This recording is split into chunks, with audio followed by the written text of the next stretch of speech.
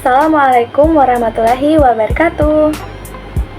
Halo semuanya, gimana kabarnya hari ini? Semoga sehat terus ya. Oke, hari ini ada materi baru yaitu tentang jurnalistik. Sebelum memulai pembelajaran, ayo berdoa terlebih dahulu dan siapkan catatannya.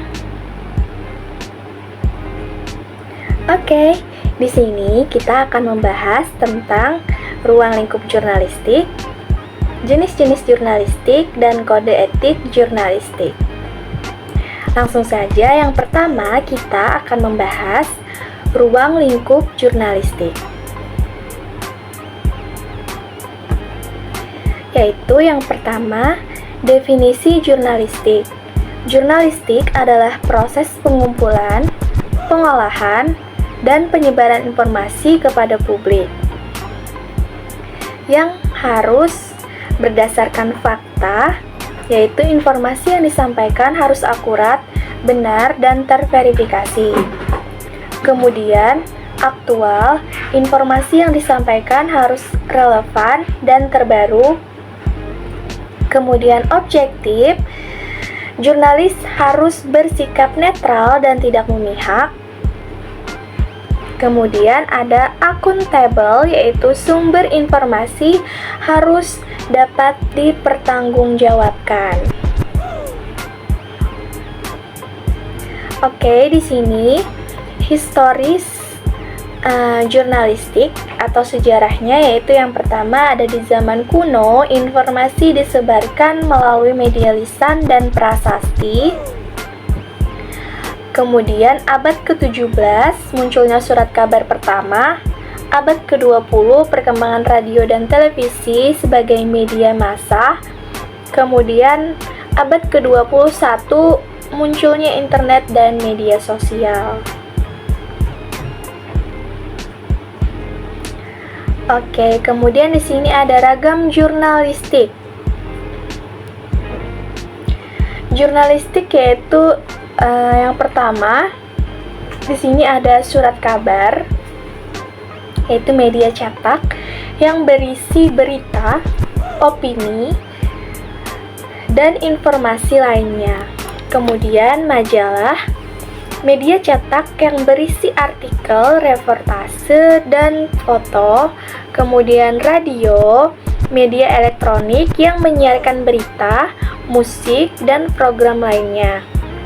Kemudian televisi, media elektronik yang menyiarkan berita, film, dan program lainnya. Kemudian di sini ada karakter jurnalistik.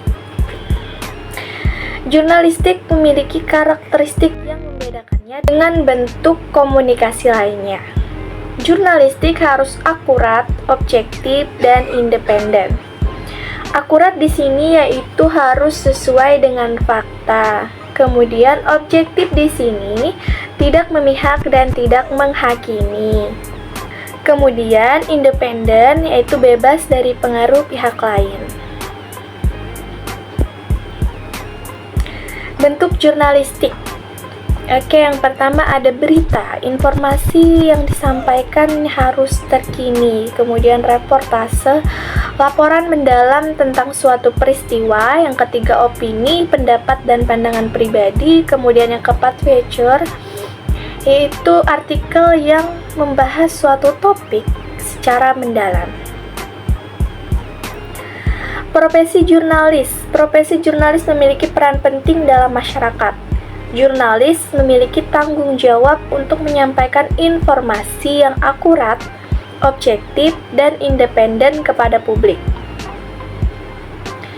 yaitu keterampilan, menulis, komunikasi, riset, etika, akurat, objektif, independen, kemudian bertanggung jawab akan kebenarannya, akuntabilitasnya, dan keadilan dalam memberikan informasi kepada masyarakat. Oke, kemudian di sini ada kelembagaan jurnalistik. jurnalistik dijalankan oleh berbagai lembaga seperti surat kabar, stasiun televisi, dan media online.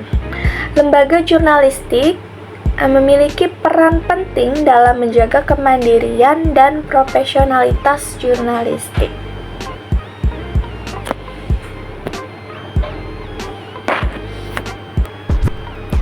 Oke, kemudian di sini ada jurnalistik membutuhkan sumber informasi yang akurat dan terpercaya. Jurnalis dapat memperoleh sumber informasi dari berbagai sumber, baik primer maupun sekunder, yaitu bisa melalui dengan wawancara, mendapatkan informasi langsung dari narasumber, kemudian dokumentasi menggunakan dokumen, data, dan arsip, serta observasi, yaitu dengan melihat dan mengamatinya secara langsung. Kemudian jurnalistik membagi ruang lingkup ke dalam dua bagian, yaitu news and views. News artinya berita, yaitu didefinisikan sebagai bentuk tulisan non-fiksi berdasarkan sebuah peristiwa faktual terjadi apa adanya, dan aktual yaitu kejadian yang terbaru. Laporan mengenai fakta-fakta aktual menarik perhatian, dinilai penting, dan dianggap luar biasa. Stein News merupakan berita yang paling pendek tapi tetap padat dan menjawab pertanyaan 5W plus 1H. Apa itu 5W plus 1H? Yaitu what, where, when, why, who, dan how. Future News merupakan perpaduan antara news and views, dapat berbentuk tips, biografi, catatan perjalanan, ataupun mengenal human interest. Kemudian views adalah pandangan suatu pendapat dari orang yang bersangkutan mengenai suatu masalah atau peristiwa. Pandangan tersebut biasanya disampaikan oleh orang yang pakar dan menguasai masalah tersebut. Orang tersebut merupakan orang yang dianggap handal dan dipercaya untuk membahas masalah atau peristiwa yang akan menjadi berita dalam karya tulis. Views biasanya berbentuk tajuk, rencana, artikel, opini, surat membaca, esai, dan lain-lain. Oke, kemudian di sini ada fungsi jurnalistik. Jurnalistik memiliki fungsi penting dalam masyarakat, yaitu menginformasikan, memberikan informasi yang akurat dan terbaru kepada publik. Yang kedua, mendidik, yaitu menyampaikan informasi atau pengetahuan dan perspektif baru, pandangan yang baru kepada masyarakat atau khalayak ramai. Yang ketiga, mengajak berpartisipasi, membuat masyarakat lebih aktif dalam kehidupan sosial dan politiknya. Kemudian, mendorong perkembangan, mendukung kemajuan dan perubahan positif dalam masyarakat. Oke, kita akan membahas jenis-jenis jurnalistik. Oke, yang kedua yaitu jenis-jenis jurnalistik. Ada jurnalistik cetak, informasi disampaikan melalui media cetak seperti surat kabar dan majalah. Jurnalistik penyiaran, informasi disampaikan melalui media audiovisual seperti televisi dan radio. Jurnalistik online, informasi disampaikan melalui platform digital seperti website dan aplikasi.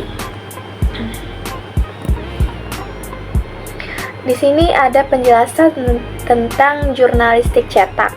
Jurnalistik cetak memiliki informasi seperti teks dan gambar, cetak dan distribusi fisik. Kemudian kelebihannya itu kredibilitas tinggi, daya tahan lama. Kekurangannya yaitu proses produksi yang agak cukup memakan waktu, lumayan lama, dan jangkauannya pun terbatas. Jurnalistik penyiaran. Jurnalistik penyiaran menggunakan audio dan video untuk menyampaikan informasi. Televisi memanfaatkan visual dan audio untuk menyampaikan informasi secara langsung dan dinamis. Memanfaatkan audio untuk menyampaikan informasi dengan fokus pada suara dan narasi. Berita langsung memungkinkan penyampaian informasi secara real time dan interaktif. Oke, kemudian di sini jurnalistik online memanfaatkan platform digital untuk menyampaikan informasi secara cepat dan mudah diakses. Informasi dapat diakses secara real time dan diupdate secara berkala.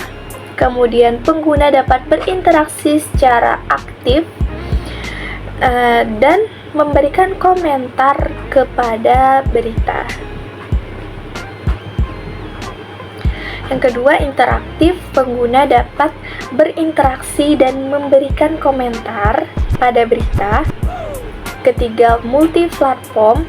Informasi dapat diakses melalui berbagai perangkat seperti komputer, smartphone, dan tablet.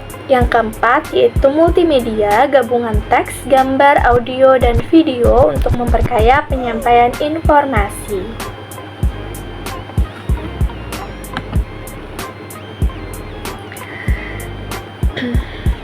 Kemudian di sini ada kode etik jurnalistik. Kode etik jurnalistik adalah pedoman moral dan profesional bagi jurnalis dalam menjalankan tugasnya, yang tentunya harus objektivitas. Jurnalis harus bersikap netral dan tidak memihak. Akurasi, jurnalis harus memastikan informasi yang disampaikan itu akurat dan terverifikasi. Kemudian adanya transparansi, jurnalis harus mengungkapkan sumber informasi dan tidak menyembunyikan informasi pentingnya. Kemudian di sini ada tanggung jawab. Jurnalis harus bertanggung jawab atas informasi yang disampaikan. Oke, kita akan membahas yang ketiga yaitu kode etik jurnalistik. Prinsip-prinsipnya yaitu yang pertama adalah kejujuran. Jurnalis harus bersikap jujur dalam menjalankan tugasnya. Yang kedua, adil. Jurnalis harus adil dalam melaporkan berita. Yang ketiga, manusia, yaitu jurnalis harus menghormati hak asasi manusia. Yang keempat yaitu kemanusiaan. Jurnalis harus bersikap humanis dan tidak menyebarkan berita yang berpotensi menimbulkan kekerasan.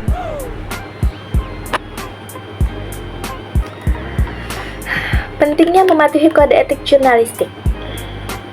Kode etik jurnalistik berperan penting dalam menjaga kredibilitas dan kepercayaan publik terhadap jurnalis, yaitu kepercayaan publik. Masyarakat lebih percaya pada jurnalis yang menjunjung tinggi etika. Yang kedua, profesionalisme. Kode etik menjadi pedoman bagi jurnalis untuk bertindak secara profesional. Yang ketiga, keseimbangan informasi. Kode etik memastikan informasi yang disampaikan seimbang dan tidak memihak. Yang keempat, kebebasan pers. Kode etik membantu jurnalis dalam menjalankan tugasnya secara bebas dan bertanggung jawab. Oke, kita sudah selesai membahas tentang ruang lingkup jurnalistik, jenis-jenis jurnalistik, dan kode etik jurnalistik. Semoga materi kali ini dapat dipahami dengan baik ya.